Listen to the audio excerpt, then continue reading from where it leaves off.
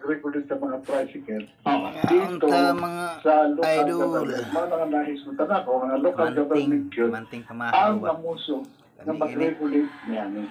Okay. Subot pa subot, in the case of Bao-Bao, panugot sa LGU, ang angay kuhaon, bahalag wala na'y kuhaon nga prangkisa sa LTFRB. Kahit tungkol kayo, wala na may jurisdiction ng LTFRB yan. Okay. Pares sa motorila. Hindi sila makakatang prangkisa, kahit wala sa ilang jurisdiction. Magtagatang prangkisa sa LTFRB, mga taxi, kini mga van, kini mga buses, kini mga truck for hire.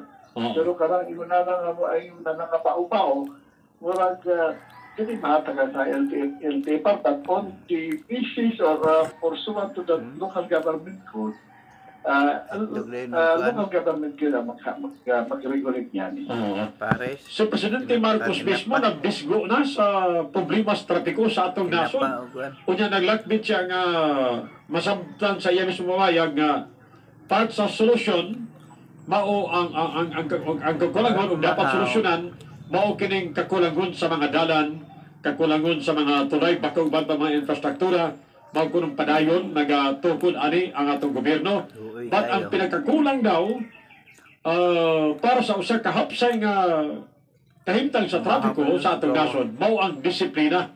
Director, disiplina di lang sa mga commuter, but appeal na labaw sa taning mao nga mga gapadagan po o mga sakyanan di pasayro. Pero to si President Marcos kay mubalik sa pagsulbat sa trapiko. Ang gusto ni President Marcos kanang pagpadayon ng infrastructure, the widening of the roads, yung mga bridges, mga kalat, mo nang itawag na ito nga engineering aspect of solving the traffic. Ikalawa is pag-edukaw sa mga katawan, mga education.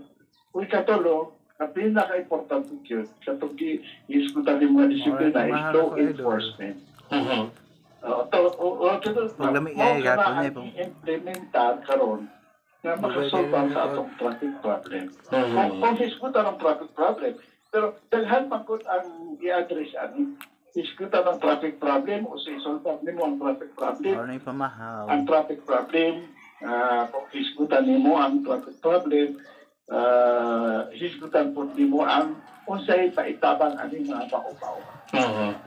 Sa atong dakbayan, unsay mong naobserbahan, Director? Kay hilom-hilom lang ka sa taas-taas nga panahon, pero sayon sab ko nga ang concern mo sa atong dakbayan, wa pa mohupas hangtod karong panahon na.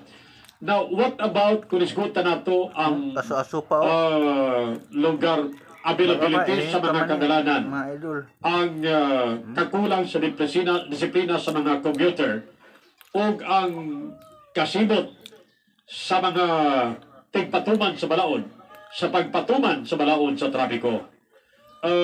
Kuan ba? Kanabang may ganato? Bastante na ba? Or doon na pagkikakulangon? Director? Doon na ikakulangon. Maraming na